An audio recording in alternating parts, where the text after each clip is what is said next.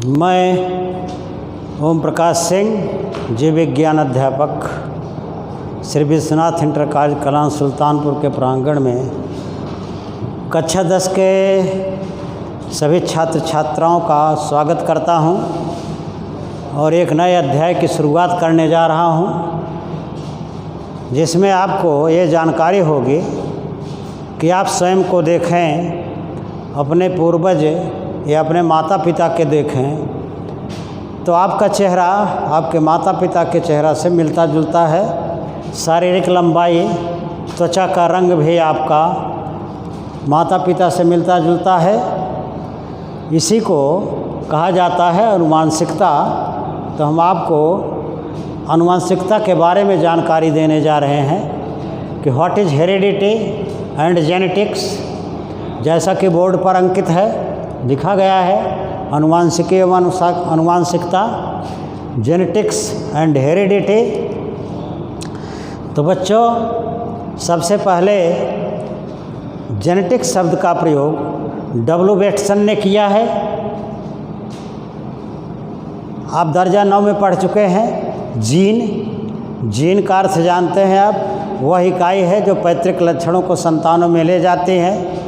उसी से बन गया जेनेटिक्स, मतलब अनुवांशिकी की परिभाषा बोर्ड पर लिखी गई है। विज्ञान की वह शाखा जिसके अंतर्गत पैतृक लक्षणों के संतानों में जाने वाली समानताओं एवं असमानताओं का ज्ञान होता है, उसे अनुवांशिकी कहते हैं। दूसरी शब्दावली है अनुवांशिकता। पैतृक लक्षणों के संतानों में जाने को अनुवांशिकता कहते हैं, जिसके जनक ऑस्ट्रिया के वैज्ञानिक ग्रेगर जॉन मेंडल हैं। इन्होंने अपना प्रयोग मीठी मटर पर किया, जिसे नेचुरल हिस्ट्री सोसाइटी ऑफ ब्रून में प्रकाशित किया। साथ ही मटर के चयनित लक्षणों को स्पष्ट किया।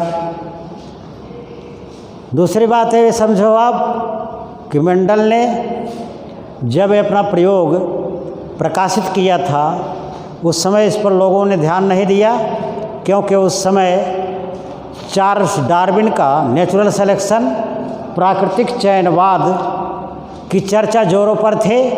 इसलिए इनके अनुवांशिकी नियमों पर ध्यान नहीं दिया गया। लेकिन बाद में हॉलैंड के वैज्ञानिक ह्यूगो डी ब्रीज, जर्मनी के वैज्ञानिक कोरेंस और ऑस्ट्रिया के वैज्ञानिक शेरमार्क ने बताया कि ग्रेगर जॉन मेंडल द्वारा प्रकाशित अनुवांशिकता के नियम अपनी जगह पर सत्य है, जिसे आप देखेंगे पहले कि मेंडल ने मटर के चयनित लक्षणों को स्पष्ट किया है। और दूसरी बात आप ये समझो, मेंडल ने मटर के ही पौधे का चयन क्यों किया?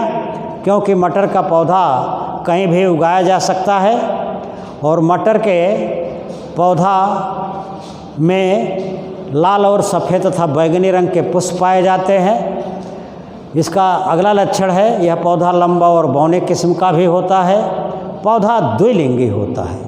ये मटर के पौधे की सबसे बड़ी विशेषता है। और पुष्प रंग बिरंगे होते हैं, कई रंग के होते हैं, इसकी दूसरी विशेषता है। इसी कारण मटर के पौधे का चयन किया गया।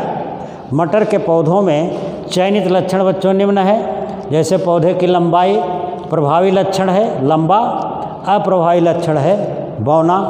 ऐसे ही पुष्प का रंग लाल या बैगनी। प्रभावी है सफ़ेद, अप्रभावी है पुष्प के स्थित कक्षीय है। कक्षीय का मतलब आप समझो, जैसे पुष्प शाखा और पौधे के तने के बीच ये इस तरह खिला हुआ है, तो इसे कहेंगे कक्षीय। और जो पुष्प टॉप पर है यहाँ पर, तो उसे कहेंगे अच्छी या अप्रभावी लक्षण है। ऐसे बीज का आकार गोल प्रभावी होता है और बीज का आकार झुर्रीदार अप्रभावी है। बीज का रंग पीला प्रभावी है। बीज का रंग हरा अप्रभावी है। फली का आकार फूली हुई प्रभावी है और फली का आकार संकुचित अप्रभावी है। ऐसे ही फली का रंग हरा प्रभावी है और फली का रंग पीला अप्रभावी है। बच्चों, प्रभावी का अर्थ होता है कि जो लक्षण स्पष्ट रूप से दिखाई देता है पहली पीढ़ी में, उसे प्रभावी लक्षण कहते हैं, और जो नहीं दिखाई देता उसे अप्रभावी लक्षण कहते हैं। अब आगे देखेंगे आप मेंडल द्वारा प्रयुक्त शब्दावली। यहाँ पर लिखा गया है विपर्यायी या एलील, जिसका अर्थ होता है तुलनात्मक विपरीत लक्षणों को एलीलोमार्फ भी कहते हैं। तुलनात्मक विपरीत लक्षण यहाँ पर दर्शाया गया है, जैसे लाल व सफ़ेद रंग एक दूसरे के विरोधी हैं, इनका अध्ययन करना ही एलील कहलाता है। दूसरा शब्द बच्चों संकर हाइब्रिड, प्रभावी तथा अप्रभावी लक्षणों के निषेचन से अर्थात जन्म से उत्पन्न होने वाली संतान को संकर कहते हैं। जैसा यहाँ पर लिखा गया है संकर है, तथा इस क्रिया को संकरण हाइब्रिडाइजेशन कहते हैं। जैसा कि आप पौधों में देख रहे हैं, धान, गेहूं, जौ, चना, मटर, सरसों की अनेक संकर जातियां आ रही हैं, तो इसी को बच्चों कहा जाता है संकर और संकरण। आगे देखेंगे एक गुण संकरण, जब एक ही प्रकार के गुण का या लक्षण का अध्ययन किया जाता है तो उसे एक गुण संकरण कहते हैं। जैसे लाल पुष्प सफ़ेद पुष्प या लंबा पौधा बौना पौधा। ऐसे ही द्विगुण संकरण, एक ही साथ दो गुणों का लक्षणों का अध्ययन द्विगुण संकरण है। जैसे गोल पीला बीज और झुर्रीदार हरा बीज, यह द्विगुण संकरण है। समलक्षणी फिनोटाइप, इसका अर्थ होता है बच्चों किसी लक्षण का दर्श रूप दिखाई देने वाला रूप समलक्षणी कहलाता है। जैसे कि मेंडल के पृथक्करण के नियम में प्राप्त हुए 4 पुष्पों में से 3 पुष्प लाल रंग के दिखाई देते हैं, तो वे समलक्षणी हैं। ऐसे ही अगला शब्द है समजीनी, जीनोटाइप, जब लक्षण के दोनों जीन समान होते हैं तो उसे समजीनी कहते हैं। जैसे पृथक्करण के नियम में चौथा पुष्प जो होता है या तो लाल रंग का होता है या पौधा है तो लंबा पौधा होता है, उसे समजीनी कहते हैं। ऐसे ही समयुग्मी है, जब दोनों युग्मक समान हो तो उसे सम युग्मक समान हो तो उसे समयुग्मी। कैपिटल आर कैपिटल आर मतलब लाल रंग, यहाँ पर टी लिखा गया है मतलब लंबा पौधा। इसी प्रकार से विषम युग्मी हेट्रोजाइगस, दोनों युग्मक जब असमान होते हैं तो उसे कहा जाता है विषम युग्मी। अगली शब्दावली पूर्व संकरण बैकक्रॉस, जिसका अर्थ होता है कि संतान का संकरण जनक नर या मादा से कराया जाए। मतलब जो संतान उत्पन्न हुई है उसका जनन या निषेचन माता या पिता से कराया जाए, जिससे वो पैदा हुए, तो उसे कहा जाता है पूर्व संकरण। इसी तरह बच्चों परीक्षण संकरण टेस्ट क्रॉस, संतान का संकरण अप्रभावी जनक से कराया जाए। तात्पर्य ये हुआ कि जो संतान उत्पन्न हुई है पहली पीढ़ी में उसका संकरण या जनन अप्रभावी लक्षण से कराया जाए। जैसे लाल और पुष्प रंग सफ़ेद पुष्प से बनता है संकर लाल पुष्प, उसका संकरण सफ़ेद पुष्प से कराया जाए। या ऐसे ही लंबे पौधे और बौने पौधे के बीच संकरण से संकर लंबा पौधा बनता है, उसका संकरण अप्रभावी लक्षण अर्थात बौने पौधे से कराया जाए तो उसे कहा जाता है परीक्षण संकरण टेस्ट क्रॉस। अगला है एकल लक्षण अर्थात यूनिट कैरेक्टर, मतलब अनेकों पीढ़ियों में जो लक्षण सदैव अपने व्यक्तित्व को इंडिविजुअलिटी को बनाए रखता है उसे कहते हैं एकल लक्षण या यूनिट कैरेक्टर। जैसे लाल और सफ़ेद पुष्प में संकरण कराया जाता है तो लाल रंग और सफ़ेद रंग एक पीढ़ी दो पीढ़ी के बाद अपने आप अलग होते रहते हैं, इसी को कहा जाता है एकल लक्षण। आगे देखेंगे आप। अब हम आपको बताने जा रहे हैं मेंडल के आनुवंशिकता नियम, जिसमें पहला नियम है प्रभावी गुण का नियम, दूसरा नियम है पृथक्करण का नियम और तीसरा नियम है स्वतंत्र एकों का प्रदर्शन।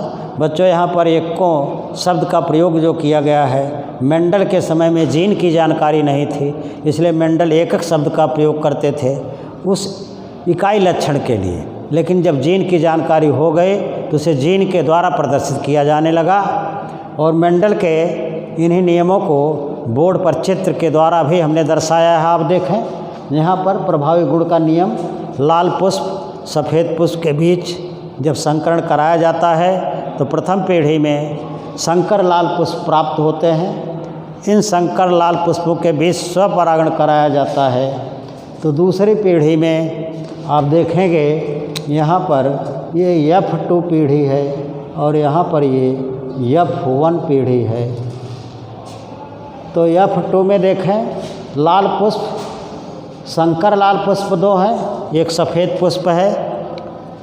तो यहाँ पर आप ये देखिए कि लाल पुष्प अलग हो गया, सफ़ेद रंग अलग हो गया, अर्थात किसी भी प्रकार के लक्षण प्रथम पीढ़ी में छिपे रह सकते हैं लेकिन दूसरी पीढ़ी में अपने आप अलग हो जाते हैं। इसी को कहा जाता है पृथक्करण का नियम या युग्मकों की शुद्धता का नियम।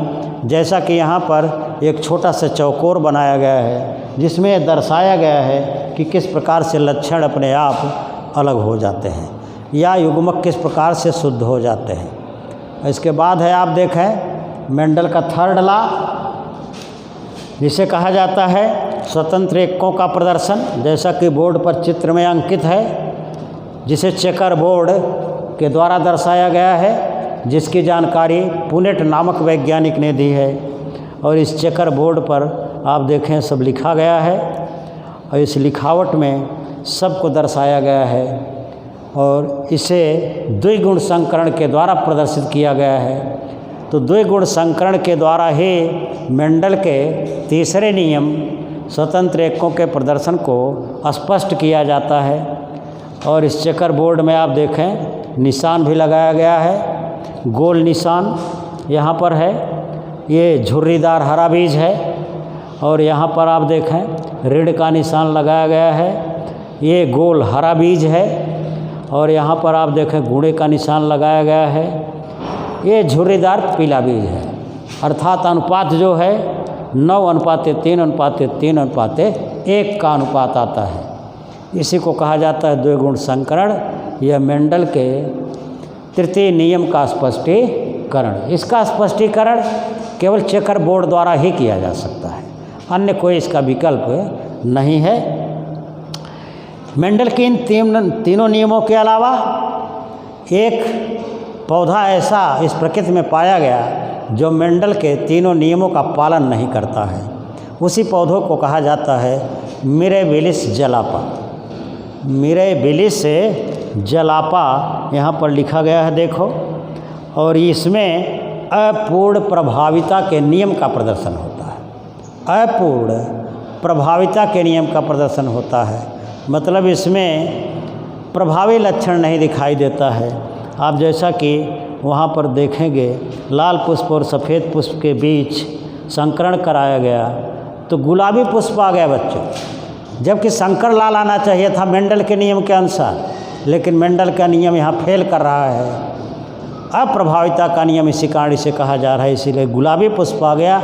जब इन गुलाबी पुष्पों के बीच संकरण कराया गया तो एक पुष्प पुनः लाल, एक पुष्प सफ़ेद और 2 गुलाबी आ गए।